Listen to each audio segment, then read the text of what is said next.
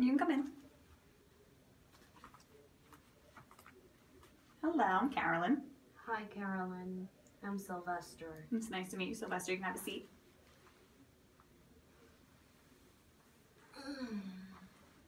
How are you doing today? I'm very good. You're doing good? Good. So before we get started, before I get to know you, I just wanted to go over a few things. So whatever you say here to me today is going to remain between us.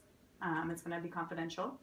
The only reason why I would have to share any information was if you threatened to hurt yourself or someone else. Okay? Okay. All right. So why don't you tell me a little bit about why you're visiting me today?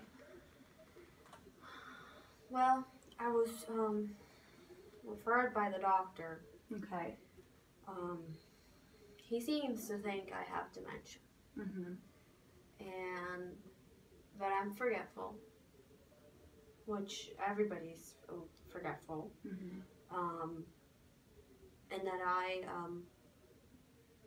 that I need to be living in a nursing facility. Okay.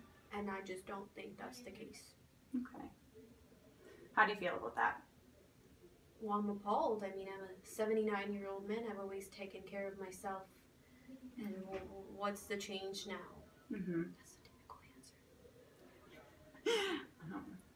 And what types of events or things have led your doctor to believe that you do have dementia? Well, the last event was a fire at my house. Okay. Which I left the stove on. I forgot. Mm-hmm. You know, I got distracted by doing something else, and the house almost burnt down. Mm-hmm. I'm so sorry.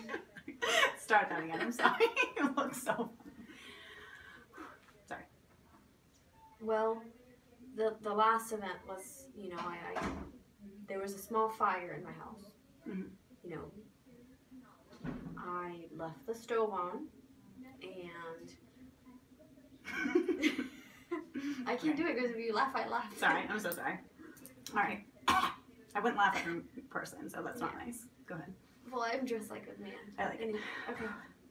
Well, the last event was, you know, a fire. It was a small fire in my house, and I left the stove on. I got distracted. I had to go out, you know, and there was a fire in my kitchen, and you know, I destroyed the kitchen. Okay. Well, I'm glad that you're safe. That's good.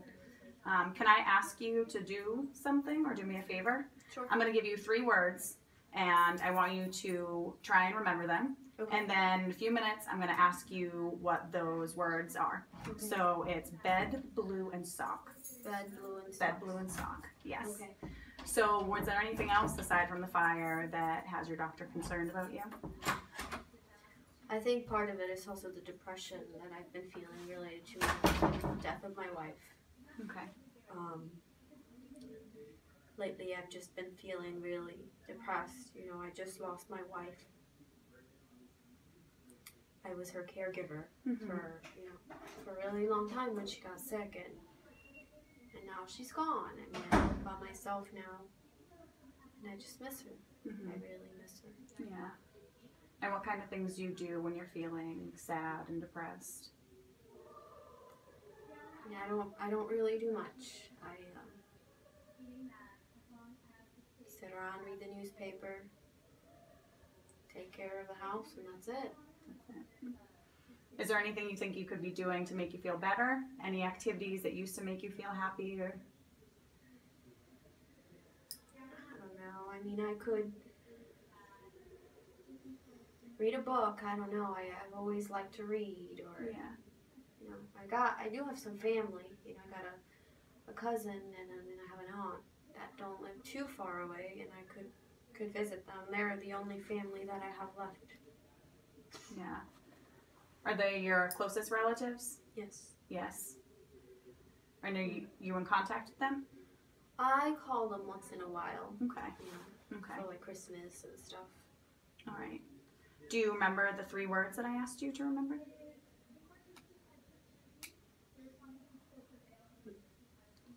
One was a color. Give me a minute.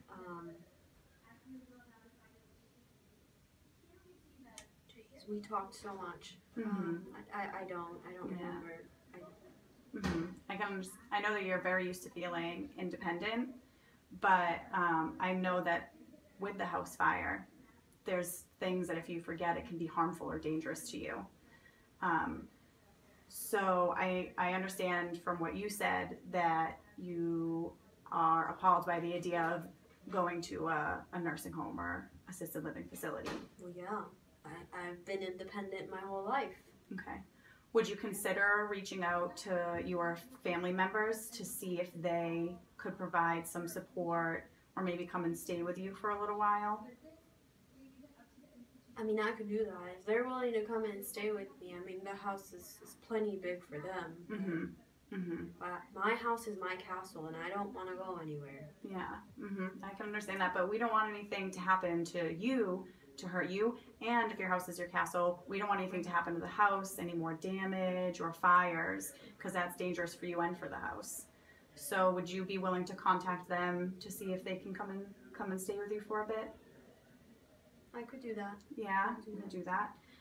The other thing that I wanted to go a little bit more into was maybe working on some coping skills so that when you feel sad or feel depressed, some things you can do to bring yourself back up again, make you feel a little bit better. So you said reading might be a good one. And is there anything else from before that you can remember doing that really made you feel happy? Well, I mean, reading, walking, I could take the dogs out for a walk. Yeah.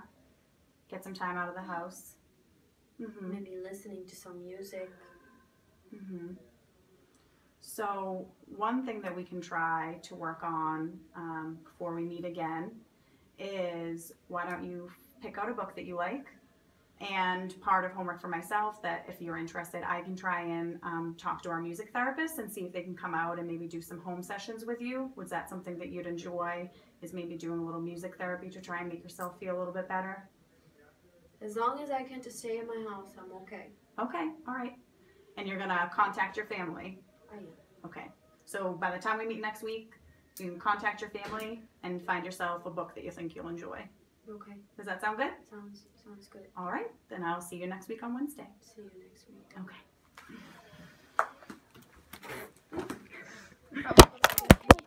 Sorry. I dropped it.